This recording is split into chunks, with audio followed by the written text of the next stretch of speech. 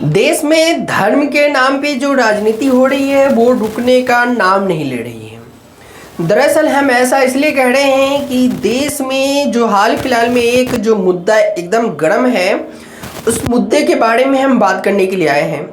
सबसे पहले बता दें कि जो तमिलनाडु के मुख्यमंत्री हैं, उनके बेटे उदयनिधि स्टालिन ने जो कहा था कि हिंदू धर्म का विरोध नहीं होना चाहिए, उसे मिटा देना चाहिए।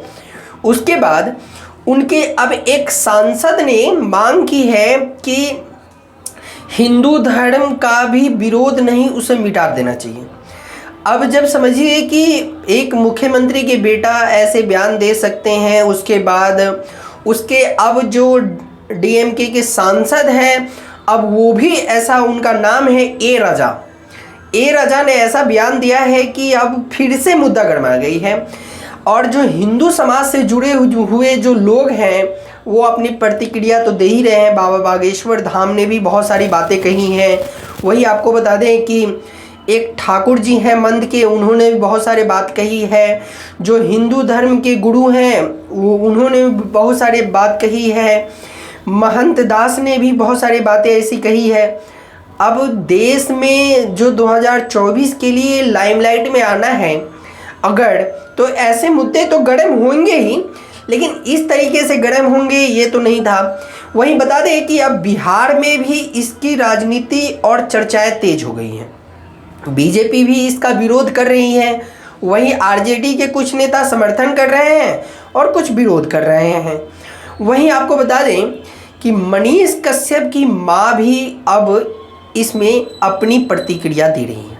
मनीष कश्यप की मां का कहना है कि अगर उन्होंने एक लेटर लिखा है, उन्होंने देश के राष्ट्रपति जी को एक लेटर लिखा है। उन्होंने लेटर में लिखा है कि अगर मेरा बेटा वीडियो बनाया था तो उसमें 2 राज्यों की हिंसा भड़कने की जो सीमा थी उसको लांघा गया था। तो उसके बाद अगर तमिलनाडु के मुख्यमंत्री ने जो बयान दिया है उसमें देश में हिंसा भड़कने की स्थिति बन गई है। अगर मेरा बेटा वीडियो बनाया था तो 2 राज्यों में हिंसा भड़कने की स्थिति बनी थी, लेकिन डीएमके के बेटा ने तो ऐसा बयान दिया है कि पूरे देश में हिंसा भड़कने की स्थिति बन गई है।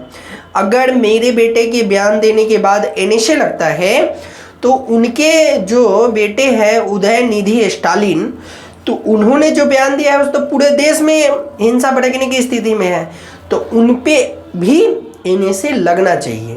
जो संविधान तो सबके लिए बराबर है, ऐसा नहीं है कि जो ऊंचे पोस्ट पे है, जो राजनीतिक पोस्ट पे हैं, जिनके पिताजी बहुत बड़े राजनीतिक कार्य हैं, वो अगर कोई बयान दे तो कुछ नहीं हो सकता, लेकिन अगर एक मजदूर का बेटा या फिर आवाज़ उठाने वाले के खिलाफ ऐसी एनएसए लग सकती है, तो ये कहाँ तक सही है।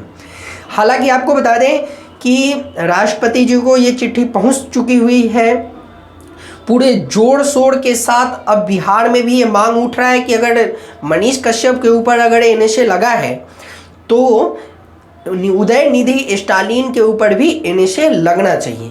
वहीं आपको बता दें कि झारखंड में हिंदू से जुड़े हुए लोग, हिंदू महासभा से जुड़े हुए लोगों ने उदयनिधि स्टालिन की पुतला फूंका, और पुतला फूंकने के साथ साथ उदयनिधि स्टालिन का पुतलों को चप्पल का माला भी पहनाया गया।